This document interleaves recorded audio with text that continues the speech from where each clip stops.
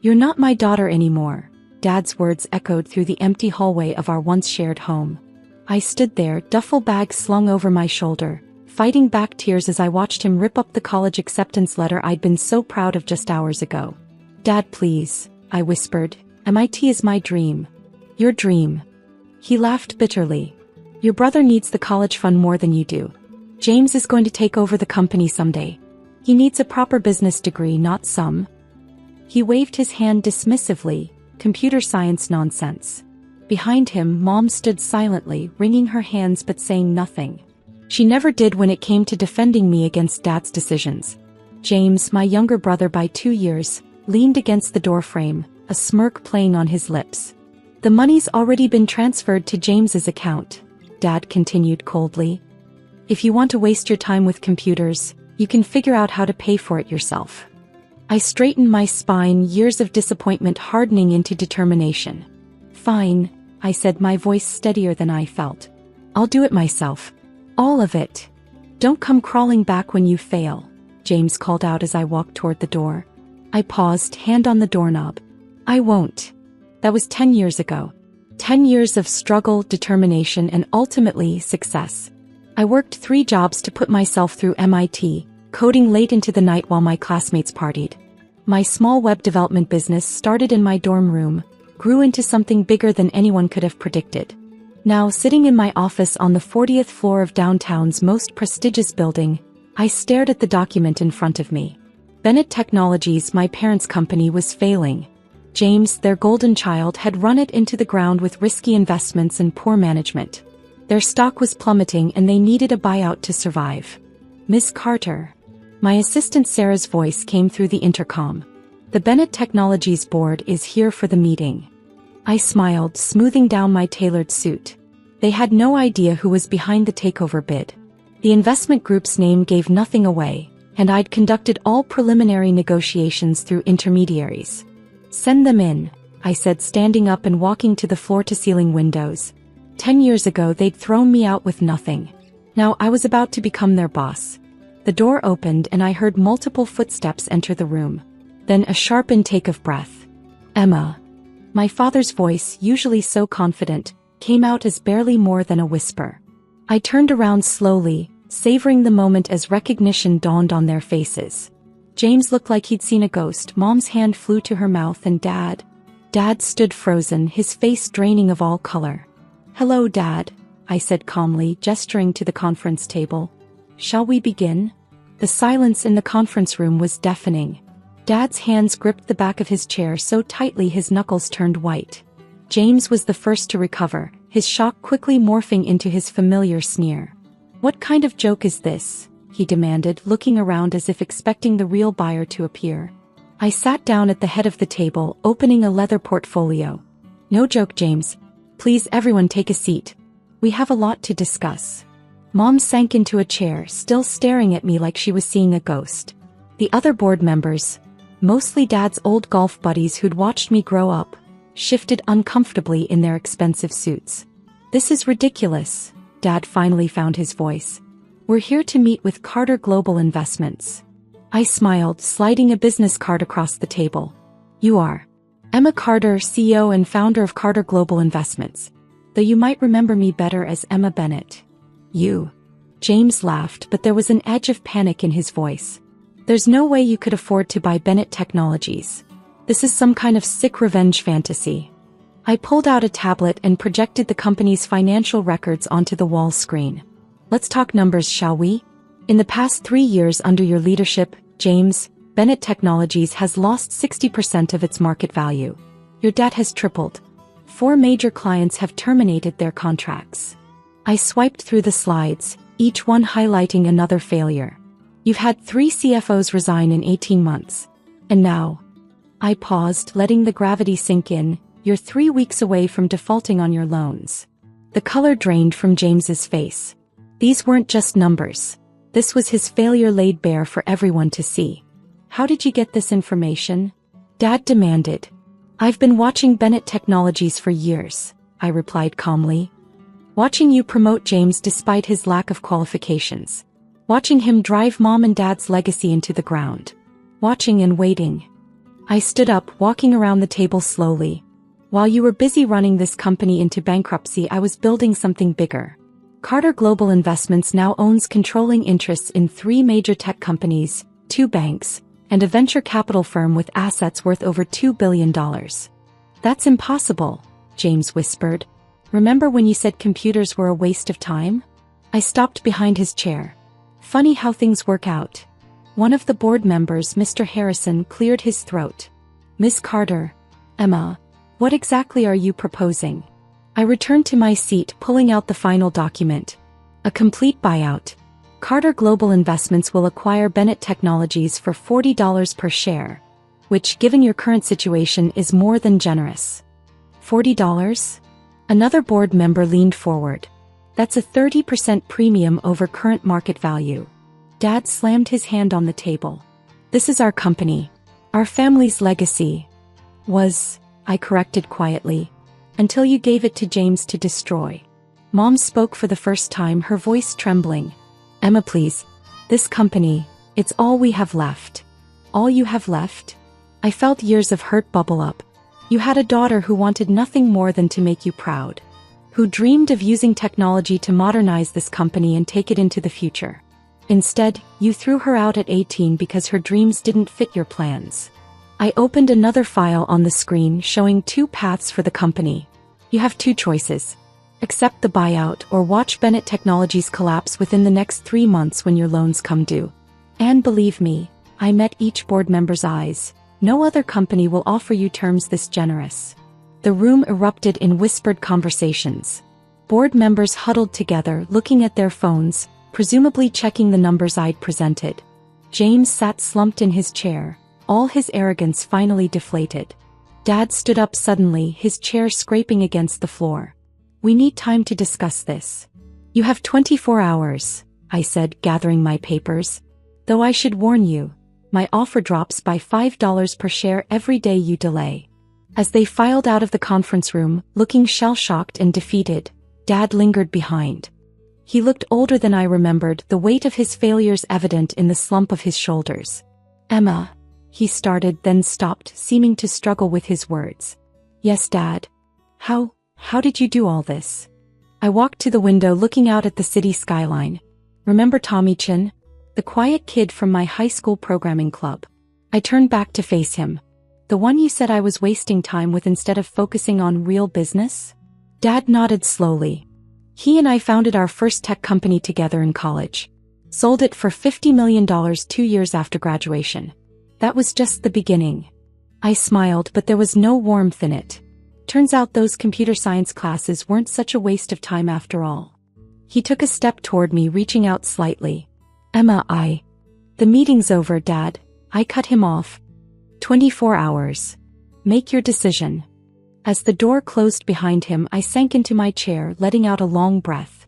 Sarah appeared with a glass of water and a concerned look. Are you okay? She asked softly. I looked at the family photo still displayed on the screen, taken 10 years ago, just weeks before they'd thrown me out.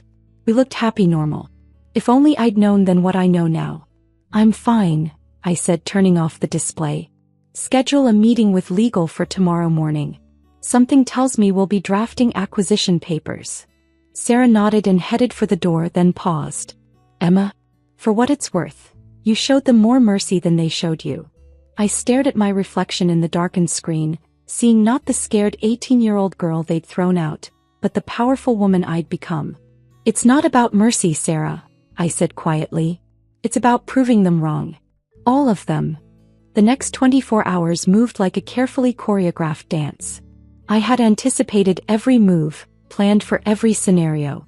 By morning, my phone was flooded with messages from board members, each one trying to negotiate privately, hoping to secure their position in the inevitable transition.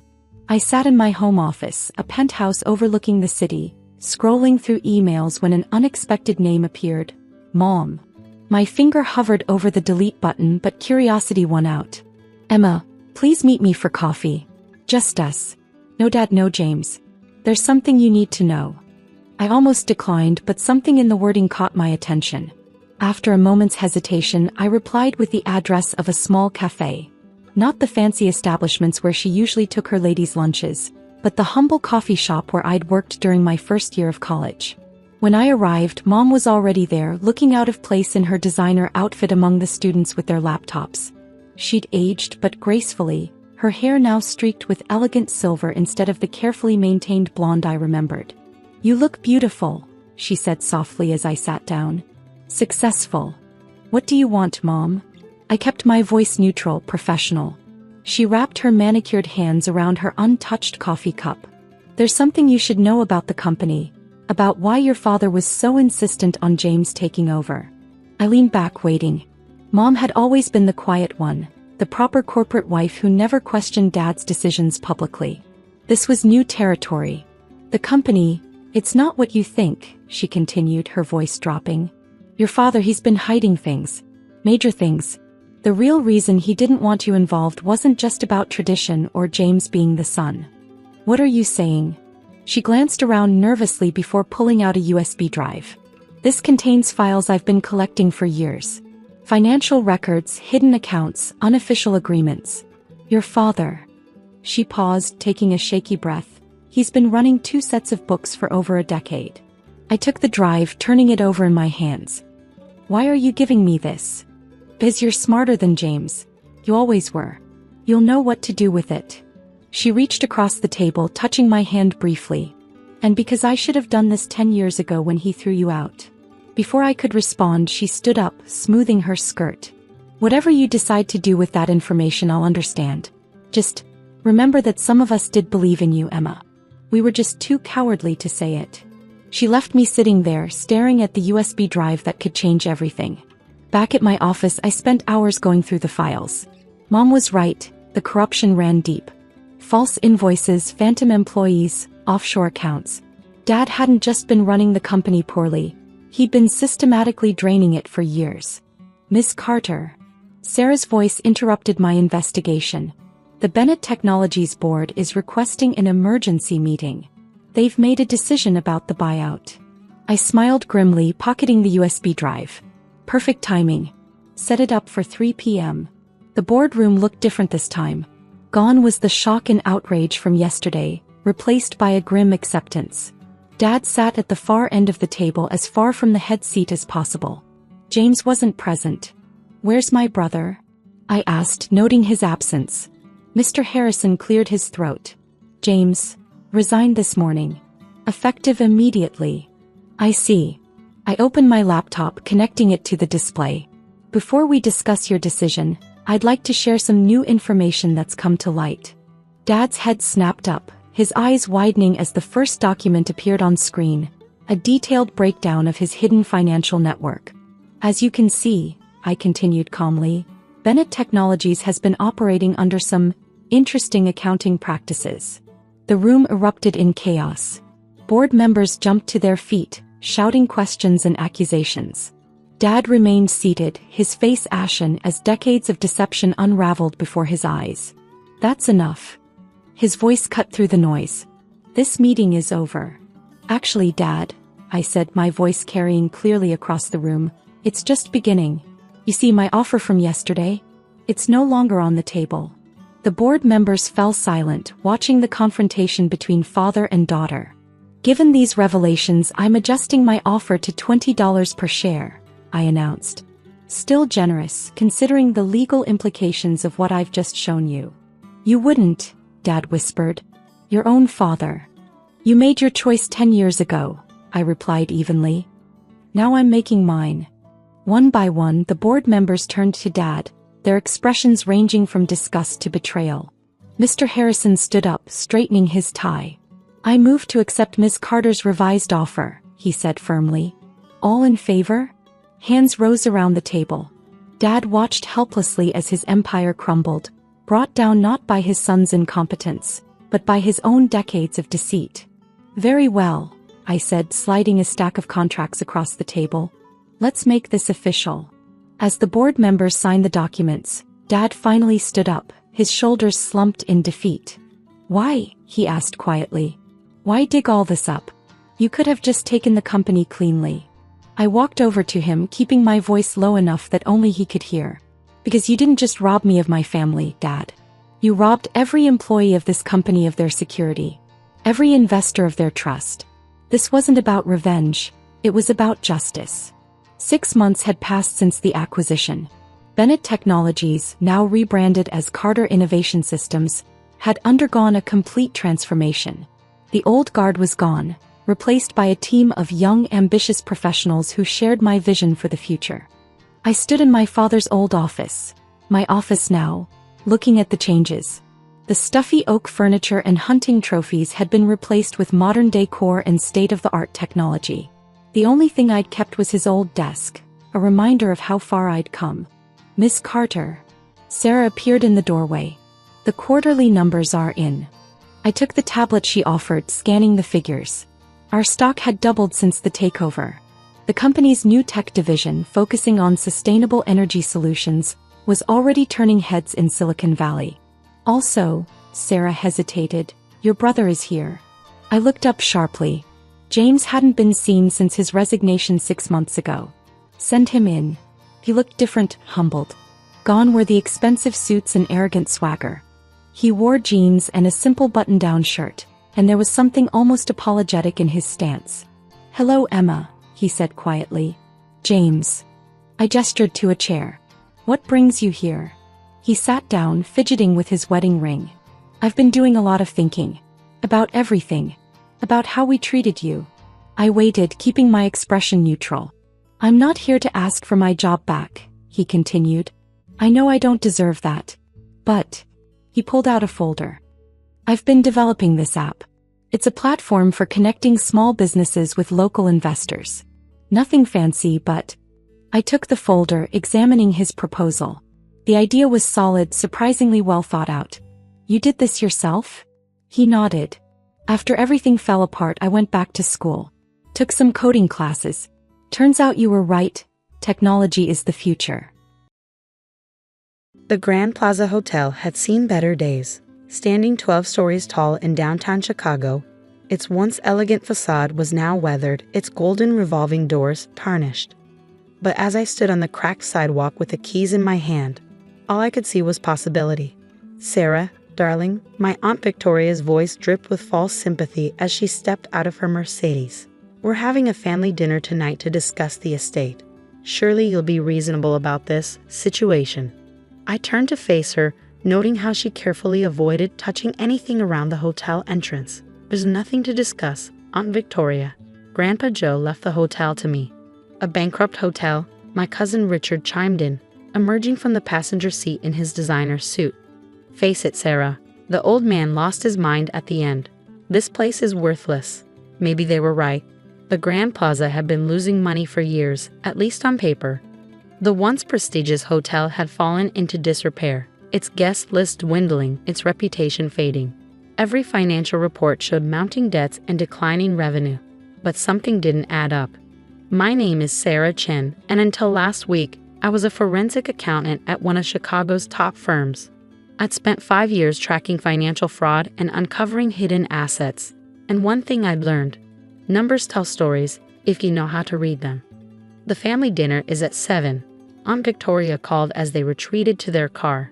"Don't be late, and Sarah, do try to dress appropriately." I waited until their Mercedes disappeared around the corner before entering the hotel. The lobby, despite its shabby appearance, still held echoes of its former glory.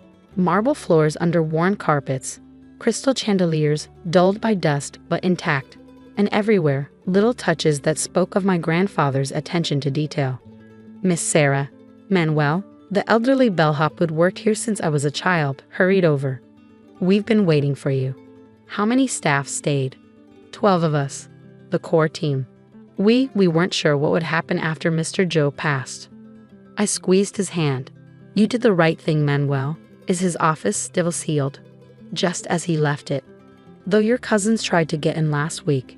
Mr. Richard said he was conducting an inventory for the estate." I bet he did. Grandpa Joe's office occupied the entire mezzanine level, overlooking a lobby through windows of frosted glass. I'd spent countless hours here as a child, watching him work while doing my homework. He taught me about business, about hospitality, about seeing the stories behind the numbers. "A hotel isn't just a building, sweet pea," he'd say, showing me the books. It's a theater where every guest story plays out. Our job is to make sure their story has a happy ending. The office door opened with a familiar creak. Everything was exactly as I remembered. The massive oak desk, the wall of leather-bound ledgers, the old safe that had fascinated me as a child. But something was different. The safe door, always closed in my memory, was slightly ajar. "Manuel," I called down the stairs. "Did anyone manage to open the safe?" "No, Miss Sarah." Mr. Richard tried. "But no one knows the combination. Your aunt wanted to hire a locksmith, but I told them we had to wait for you." I approached the safe slowly. It was an old Drummond model, the kind they don't make anymore. Grandpa had taught me the combination on my 16th birthday. Every hotel needs its secrets, sweet pea, and every secret needs a keeper.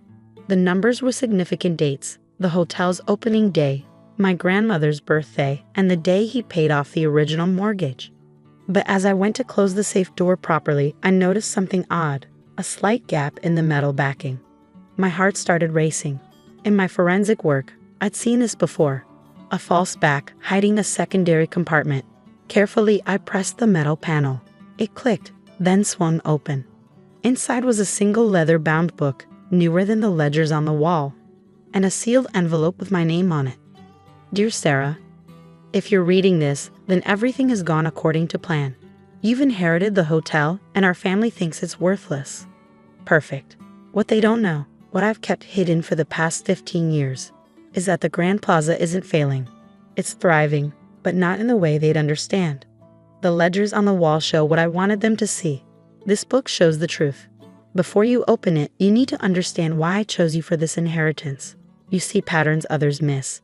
You understand that numbers are just symbols for something deeper. Most importantly, you know that true value isn't always visible on the surface. The Grand Plaza has a secret, sweet pea, one that would destroy it if the wrong people found out. That's why I needed everyone to believe it was failing.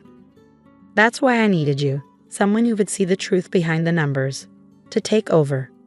Read this ledger carefully, then go to room 1207 at exactly midnight. What you find there will explain everything. Love, Grandpa Joe. P.S. Don't go to the family dinner. They're planning to pressure you into selling.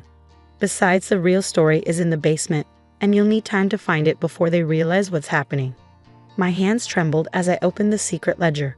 The first page was a balance sheet, but unlike anything I'd seen in the official books, these numbers told a completely different story. The Grand Plaza wasn't just solvent, it was incredibly profitable. But the money wasn't coming from hotel operations, at least not entirely. There were coded entries, references to something called Project Legacy, and payments from numbered accounts that would have made my former forensic accounting colleagues salivate. But it was the note on the last page that made my blood run cold. The real treasure isn't in the numbers, sweet pea. It's in what the numbers are protecting. Find the basement key.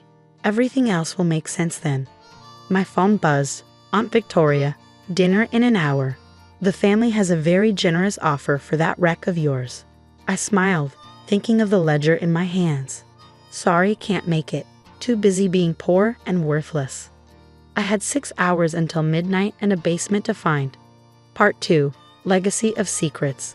The Grand Plaza's basement wasn't on any official blueprints.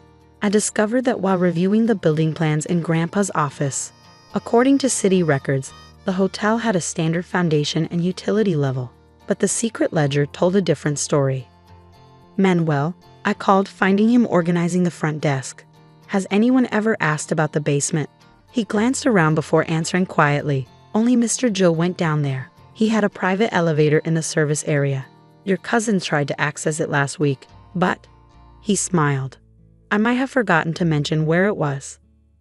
The service elevator looked like a storage closet unless you knew what to look for.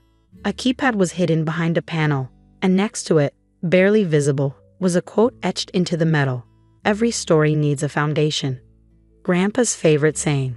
I checked my watch. 10:45 p.m. Time to solve this mystery. The ledger's entries became more intriguing as I studied them.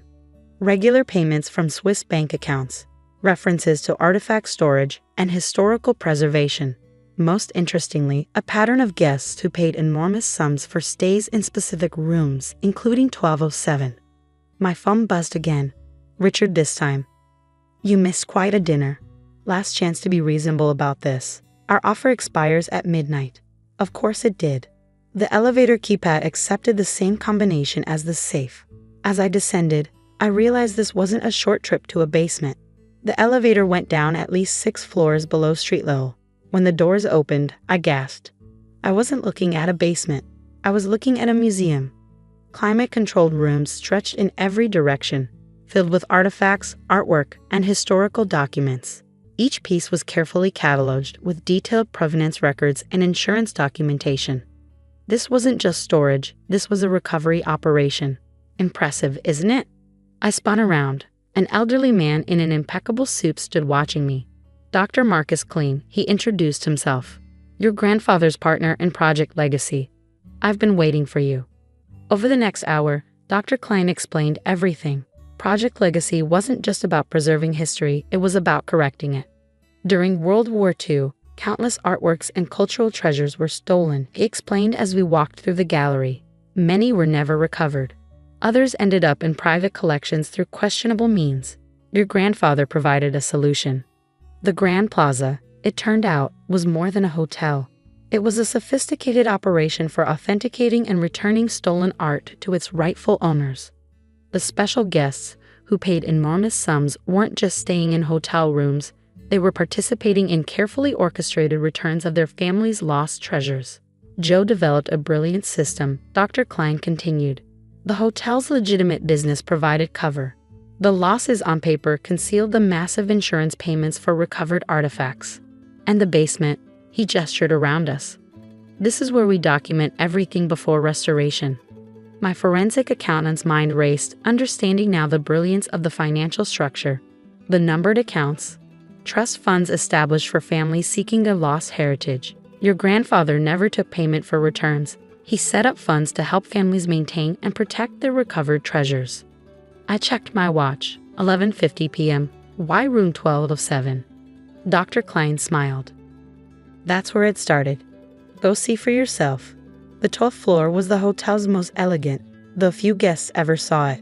Room 1207 looked like any other suite, until you knew what to look for.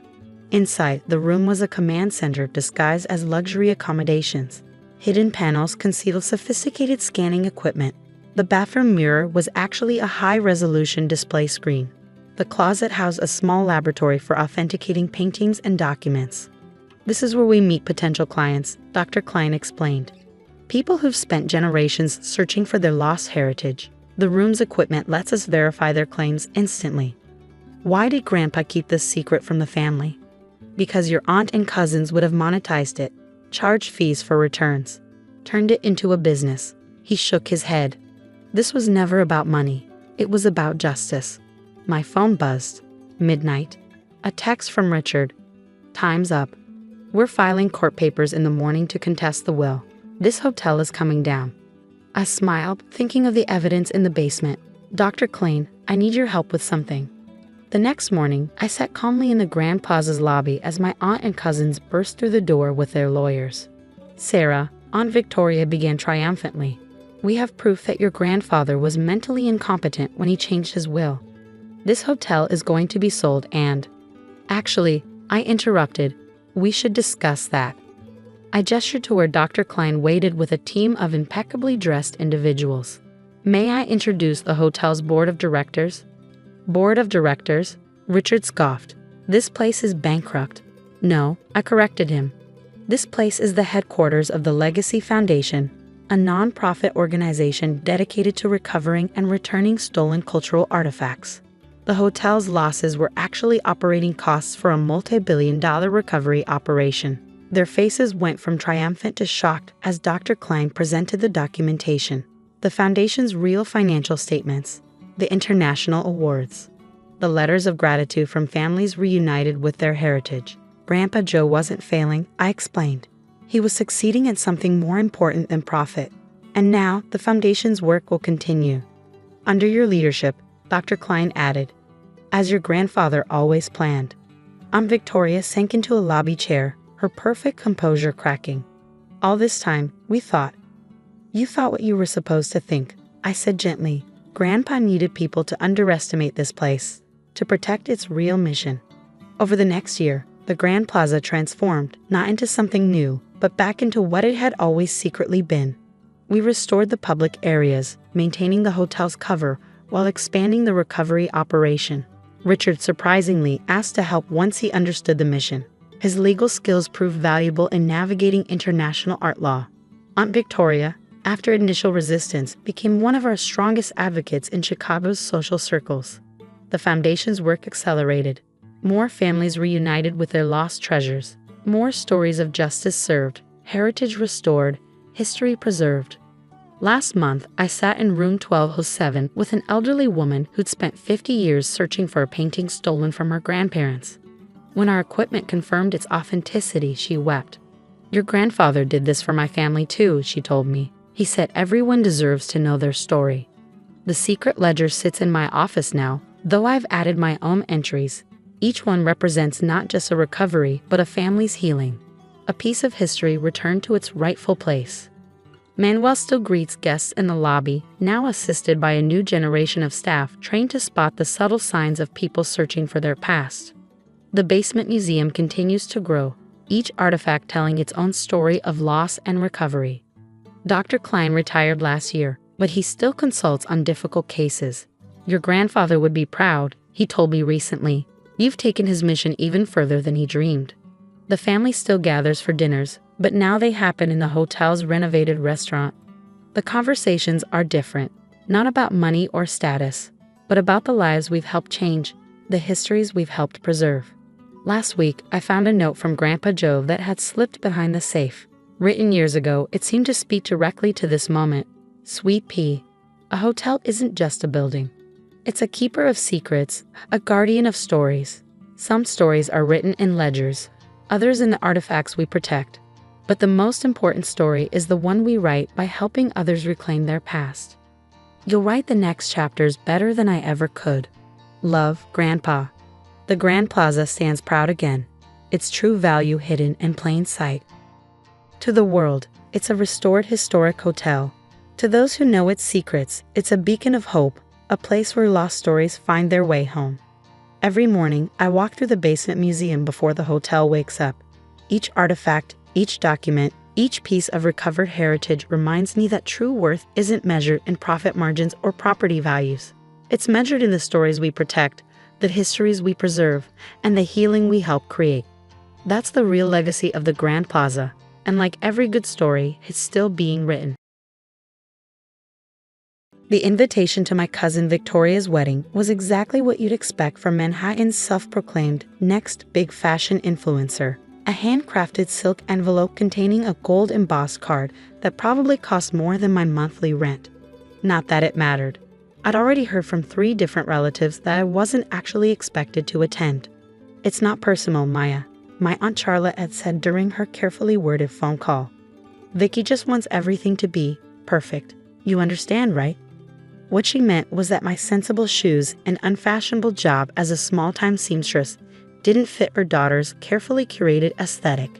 The fact that I'd been designing and making clothes since we were children, that I'd helped Vicky create her first fashion blog, that I'd spent countless hours teaching her about fabric and fit, none of that mattered now that she had 500,000 Instagram followers and a wedding budget bigger than most people's annual salary. I placed the invitation on my workbench next to the sketchbook where I'd been developing ideas for her wedding dress for the past year. Not that she'd asked me to. But old habits die hard, and I'd always designed for Vicky ever since we were kids playing dress-up in my mother's sewing room. My phone buzzed with a text from Aunt Charlotte. "Vicky's having a crisis. Her designer just quit. Something about creative differences. She's hysterical. Any chance you know someone who could help?" I stared at the message, thinking about the sketch that had arrived in my email 3 months ago. Alessandro Romano, the famous designer Vicky had hired, had sent it asking for my opinion. We'd been corresponding ever since, though Vicky had no idea. "The design lacks soul," he'd written. "Your cousin demands luxury. But she cannot define what that means beyond labels and prices. You understand construction, the poetry of fabric. Help me create something worthy of being called art." So I had. Late at night, after finishing my regular clients' alterations and repairs, I'd sketch and send ideas. Alessandro would refine them, add his signature flourishes, send them back. Together, we developed something beautiful, a gown that honored both high fashion and true craftsmanship. But last week, something had changed. Alessandro's messages became terse, frustrated. Your cousin demands changes that would destroy the integrity of the design. She wants to add elements from various celebrity gowns, a mishmash of stolen ideas with no coherence. I cannot do it. I tried to mediate, to suggest compromises. But Vicky had always been stubborn, especially when she thought her social media reputation was at stake. Now I faced a choice. I could recommend another designer, someone who would give Vicky exactly what she wanted. A derivative collection of borrowed ideas designed to get likes and shares. Or, I picked up my phone and called Alessandro. "Ah, my secret collaborator," he answered. "I assume you've heard. That you quit?" "Yes, my aunt just texted me. This wedding, it has become a circus. All show, no substance. Like trying to create art with emojis." I took a deep breath. What if we showed her our original designs? The ones we developed together? Silence crackled over the line. Then, you'd reveal your involvement? Risk your cousin's anger? Maybe it's time she remembered who first taught her to appreciate real design. Before the influencer fame, before the borrowed aesthetics. He was quiet for a moment. The sketches we created, they are superior to anything she has proposed. But she would have to admit that her plain cousin has talent she never acknowledged. Sometimes people need to face uncomfortable truths. "Ha, you are fiercer than your cousin knows." I could hear him smiling. "Very well. I will return, but only if we do this together. You will come to the design consultation tomorrow." My hands trembled slightly as I agreed. After hanging up, I gathered my sketchbooks, not just the wedding designs, but years of work. Designs I created for Vicky long before she became Victoria the influencer, back when she still valued creativity over cachet. The next morning, I walked into Alessandro's Manhattan studio wearing my most ordinary outfit, simple black dress, practical flats, no makeup. Vicky was already there, surrounded by her entourage of bridesmaids, all looking like they'd stepped out of a fashion magazine. She saw me first. "Maya, what are you doing here? This is a private consultation." "Your cousin is here at my request," Alessandro announced, sweeping into the room with his usual dramatic flair. "In fact, she is the reason I have returned to your project." Vicky's perfect features scrunched in confusion. "What are you talking about? You don't even know Maya." "No," he pulled out a folder. "Then how do you explain these?" One by one, he laid out our sketches. Months of collaboration captured in flowing lines and detailed notes. Vicky's face went from confused to shocked to something approaching horror as she recognized my handwriting in the margins. "This is impossible," she whispered. "Maya doesn't. She can't." "Cannot what?" Alessandro asked sharply. "Cannot design. Cannot understand haute couture. Look at these sketches, Victoria. Look at the innovation in construction, the understanding of how fabric moves, the balance of traditional technique with modern aesthetics. This is what real design looks like." Her hands shook as she picked up one of the sketches, coincidentally, my favorite of our designs. But you're just a seamstress," she said to me. "You fix hems and mend tiers." "I learned to sew before I learned to draw," I said quietly, "because I believe you have to understand how things are made before you can design them properly. Something you used to believe too, before Instagram metrics became more important than genuine creativity." One of her bridesmaids peered at the sketches. "These are amazing," she breathed. "Vicky, this is so much better than those celebrity knockoffs you wanted." "Shut up," Vicky snapped. This is sabotage. You've all conspired against me. First Alessandro quits, then you bring in my cousin who isn't even invited to the wedding to humiliate me." "No one is conspiring against you," Alessandro cut in. "Your cousin has been helping me design your dress for months because she knows you. The real you, not the superficial persona you've created. Every decision, every detail was chosen with your true style in mind, not what you think your followers want to see." "I don't believe you," Vicky said, but her voice wavered. "Maya's never designed anything important." Wordlessly, I opened my oldest sketchbook. There, carefully preserved, were the drawings we'd made as teenagers. Vicky in elaborate gowns, both of us dreaming of future fashion careers. Her handwriting mixed with mine in the margins, full of ideas and excitement. "You loved fashion then," I said softly. "Really loved it, not just the attention it brought." Remember when we stayed up all night designing your prom dress? How excited you were when we figured out how to make the skirt swirl exactly right. She stared at the old sketches, one hand reaching out to touch the pages before pulling back sharply. That was different. We were kids. This is my wedding. Everything has to be perfect. Perfect for who? I challenged. Your followers? The magazines? Or for you? Before she could answer, Alessandro gathered up our wedding dress designs. I will give you time to think. These designs represent months of work, understanding, and genuine creativity. They could make your wedding truly unique, truly yours, or you can hire someone else to copy other brides' dresses. The choice is yours. He turned to me. Come, Maya. We have other matters to discuss. Wait. Vicky called as we reached the door. The blue dress. The one with the cascading panels. Can I see it again? I hid my smile. It was the design I'd known she'd choose based on a dress we dreamed up together years ago. But what happened next would change everything, not just about the wedding, but about our entire family dynamic. Because Vicky wasn't the only one about to face some uncomfortable truths about talent, authenticity, and the true meaning of success. Alessandro's studio was silent after Vicky and her entourage left. I sat at his work table, surrounded by our sketches, waiting for the fallout I knew was coming. Right on cue, my phone exploded with messages. Aunt Charlotte, how could you ambush Vicky like this? You know how stressed she is about the wedding. Mom, your aunt is hysterical. What happened at the designers? 3 different cousins. Did you really design Vicky's dress? But it was the last message that made my hands shake. From Grandma Rose, the family matriarch who first taught me to sew. It's time, dear. Bring Alessandro and your portfolios to my house tonight. All of them. I showed the text to Alessandro. His eyebrows rose. All of them? Does she mean? Everything, I confirmed. The bridal collection I've been developing, the evening wear line, the ready-to-wear sketches. Ah, he smiled knowingly. So I am not the only one who has been keeping secrets. I'd never told anyone about the collections I've been creating over the years. Designs that went way beyond alterations and repairs, filling dozens of sketchbooks in my small apartment. Even my regular clients who trusted me with their special occasion alterations had no idea I was secretly building an entire fashion brand. Tonight could change everything, I said quietly. Or, Alessandro prompted, or it could confirm what Vicky and everyone else believes, that I'm just a small-time seamstress who got lucky helping a real designer. He snorted. False modesty does not suit you.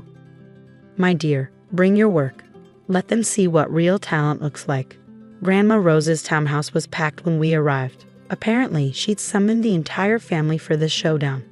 Vicky sat with Aunt Charlotte, both looking like they'd rather be anywhere else. Mom stood by the fireplace, worried but supportive as always.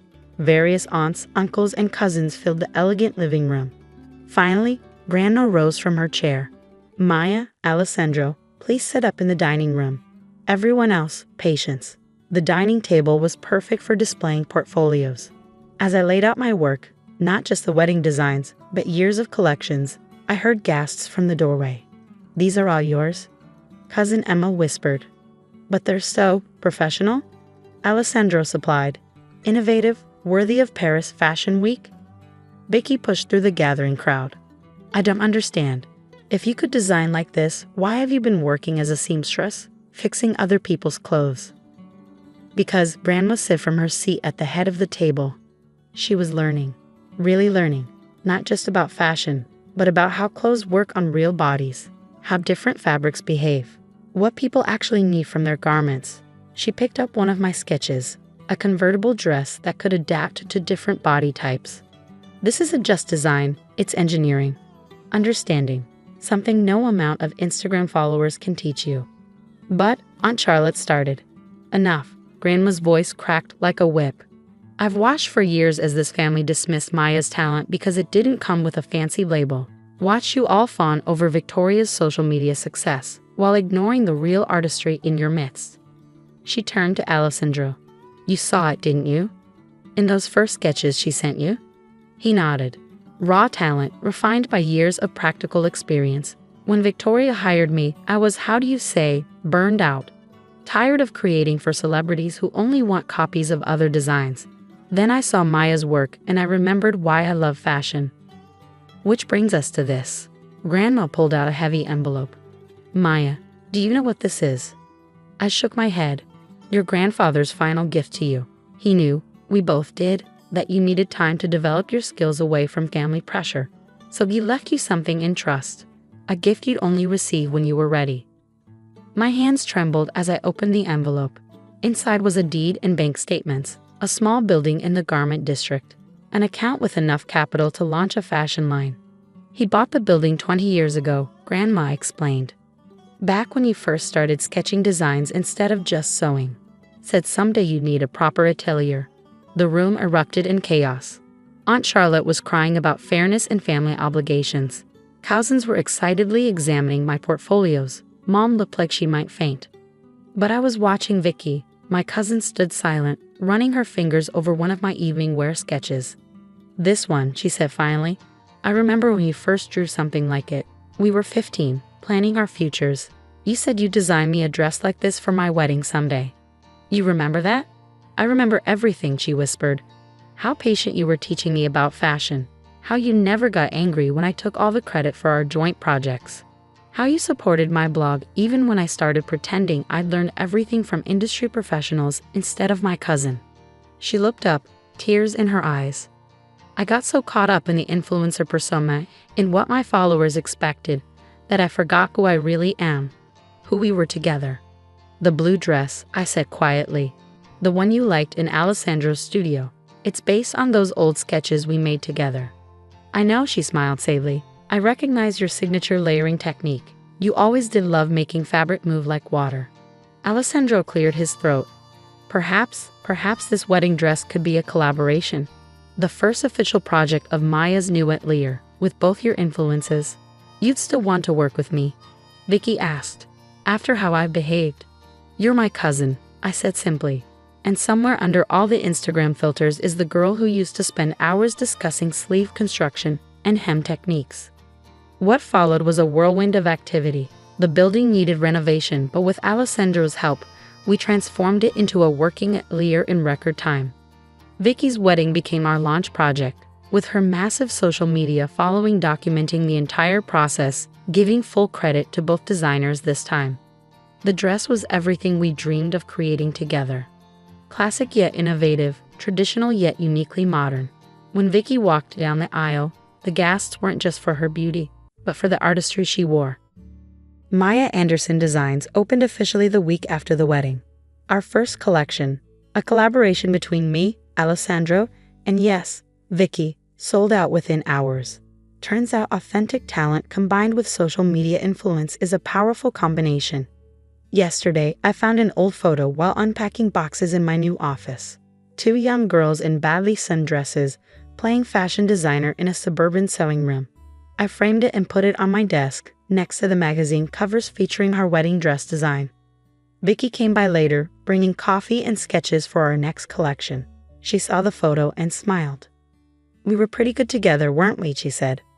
We still are, I replied. Just needed a reminder of what really matters in fashion and family. She picked up her latest sketch, still very Vicky with its dramatic flair, but now grounded in real design principles. Think Grandma was right about needing time to learn properly? She usually is. I adjusted a line on her drawing, showing how to make the draping work better. Success isn't just about talent or fame. It's about understanding your craft, respecting the process, and being true to your vision. And she added softly, remembering who helped you find that vision in the first place. The buzz of the workroom filtered through my office door. Seamstresses teaching apprentices, designers collaborating on new ideas, real fashion being created by real people who understood both artistry and craft. Sometimes the most authentic path isn't the most glamorous one. Sometimes you have to step back to move forward. And sometimes the best revenge isn't proving people wrong. It's helping them remember who they really are. Our spring collection debuts next week. The invitation list includes every family member who ever dismissed my little sewing hobby. They'll sit in the front row, watching as Maya Anderson Designs takes its place in the fashion world. Not bad for a plain seamstress from the suburbs. But the best part, every garment tag bears a small embroidered rose, Grandma's signature flower. Because some legacies aren't about money or property or social media fame. They're about honoring the people who taught you to create something real.